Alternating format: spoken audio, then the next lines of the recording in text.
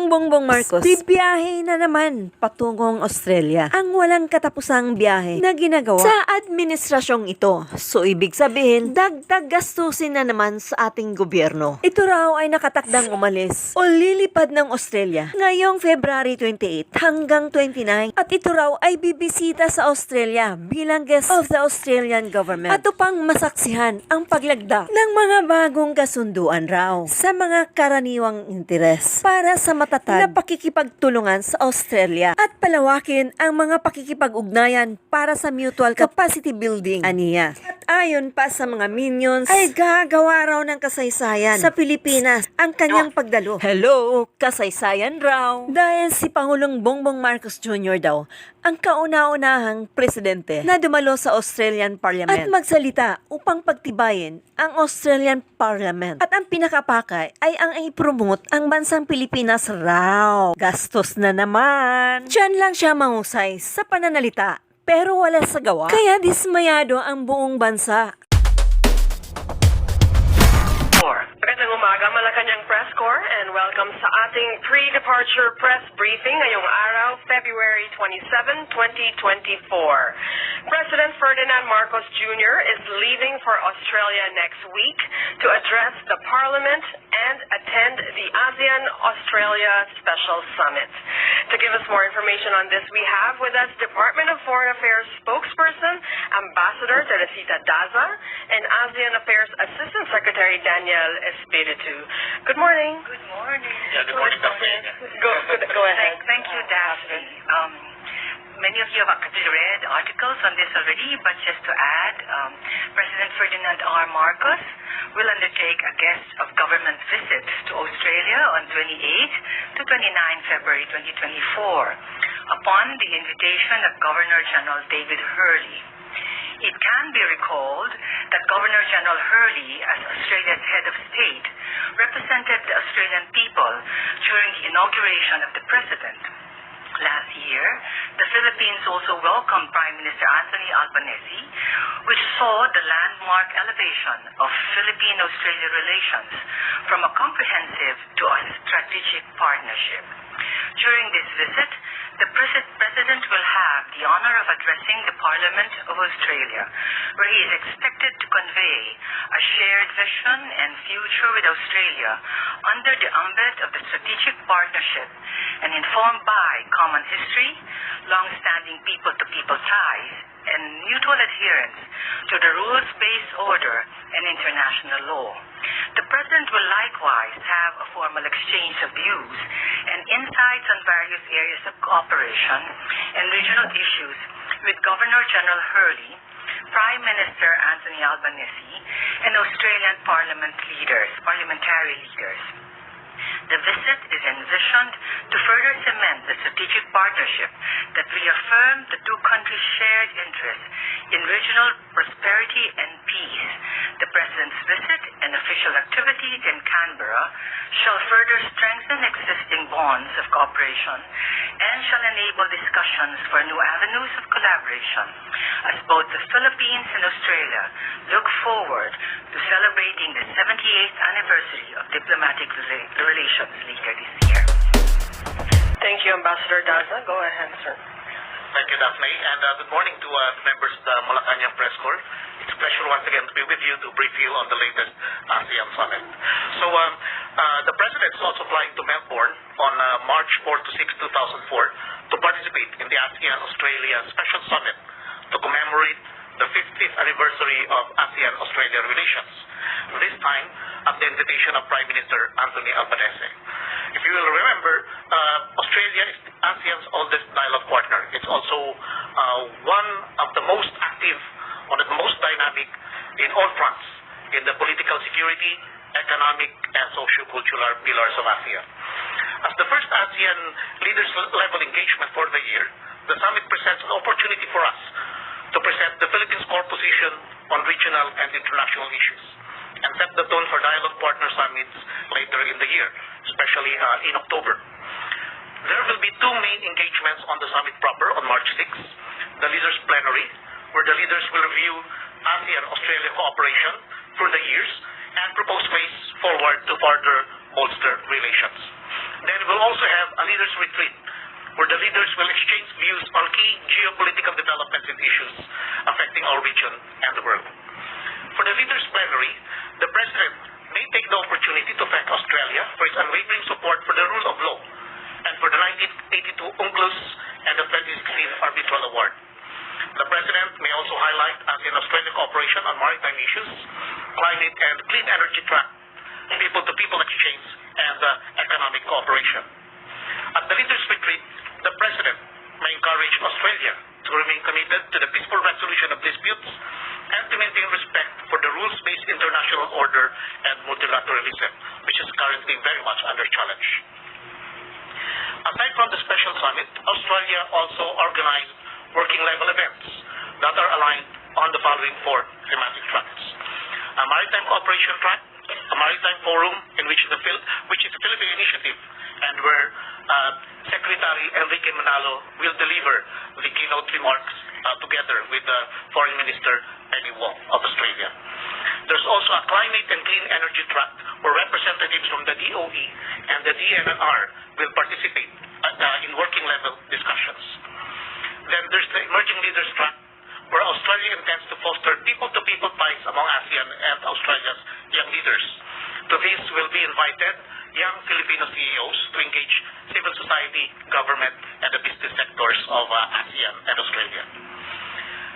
The following are the anticipated outcome documents of the summit: the ASEAN-Australia Leaders' Vision Statement, Partners for Peace and Prosperity, which is an outline of the basic principles which would commemorate the 50th anniversary of ASEAN-Australia dialogue relations. Then second, the Melbourne Declaration. The formal partner is a Partnership for the Future, joint declaration for the 2024 ASEAN-Australia Special Summit to commemorate the 50th anniversary of the dialogue partnership. Now, this is a more specific outline of areas of cooperation in ASEAN to implement the instructions, the basic instructions under the ASEAN-Australia Leaders' Vision Statement. Now, both documents are still under negotiation at this point. Now, during the summit also, and on the sidelines of the summit, there will also be an opportunity for the President to meet with the Filipino community in Melbourne, as well as to promote Philippine business for the Philippine Business Forum led by our Department of Trade and Industry. So, the President has the following engagements. On Monday, March 4, he will deliver the keynote remarks at the Lowly Institute at 6 p.m. He will highlight the Philippines' role as an active participant in world affairs and a contributor to the rules-based regional security architecture. Then at 7:40 p.m. on the same day, March 4, there will be a Filipino community event at the Town Hall of Melbourne. Now, on Tuesday, March 5, 2024, he will deliver remarks at the Victoria International Container Terminal. Now, this is important since this will involve the launching of the expansion of the Victoria International Container Terminal, which is Australia's first fully automated container terminal. Now, this terminal is a subsidiary of the Philippine International Container Terminal Service Incorporated, and is a testament to ICTSI's leadership in the field of global port management. There will also be bilateral meetings with Cambodia and New Zealand. And after that, an opportunity to promote Philippine business for the Philippine Business Forum to be led by the Department of Trade and Industry. I guess I'll stop here and open ourselves for... Thank you, Assistant Secretary Espiritu. Any questions? Eden Santos, Net 25. Good morning po. Tanong ko lang po, ano po yung difference nung pagbisita ni Pbbm nung sa February 28, 2019 doon po sa March 4 to 6, bakit hindi na lang po pinagsabay yung event or sinama sa isang foreign trip? it's actually the organizers who can answer that question. But the difference is, for the 28-29, it's largely in terms of Philippine-Australian relations. So it covers the whole gamut of cooperation between the two countries, and it's upon the invitation of the governor, who serves as the head of state of Australia. And it is in a way similar to a state visit. So because it's upon invitation of the governor, and the governor is hosting the visit of the president in Canberra. As you all know, Canberra is the capital of Australia. So that's the first leg of the visit to Australia. The second, of course, is related. It's related to ASEAN, largely in terms of the celebration of the ASEAN-Australia Commemorative Summit. But as already mentioned by ASECDAN, there will be side events, and one of the side events, as we already mentioned, is the PhilCom meeting, which was not held in Canberra, and there's also a reason for that, largely because many of our Filipinos are actually in New South Wales and in Victoria. So it's in Melbourne that is being held, and that would allow him to actually meet more Filipinos in the area. So that's one. But his other talks, like in terms of Lowy Institute and the Business Forum, will actually be held in Melbourne. So it is one whole, but it's cut because the commemorative summit is in March 6th, and there are activities before that. But because the bilateral meetings are the state visit is actually 28 and 29, the president will come back to the Philippines, then go back for the commemorative summit in Melbourne. So parang naputol lang po. Dahil may mahalaga po bang schedule ang Pangulo dito sa ating bansa, kaya kailangan niyang bumalik? Ako, hindi kami yata ang pagsasagap niya. So siguro, but I think if you look at it, because it's quite, how many days before so it may be 3 days before the March 4 to 6, I think the decision was for him to come back to address other issues. As to which issues, I think the OP will be in the best position to answer that. Pero dun sa Feb 28-29 po, kasama pa rin po sa mga pag-uusapan nandun sa formal talks yung about sa issue ng South China Sea, and other... Yes. We have very strong defense and security relations with Australia.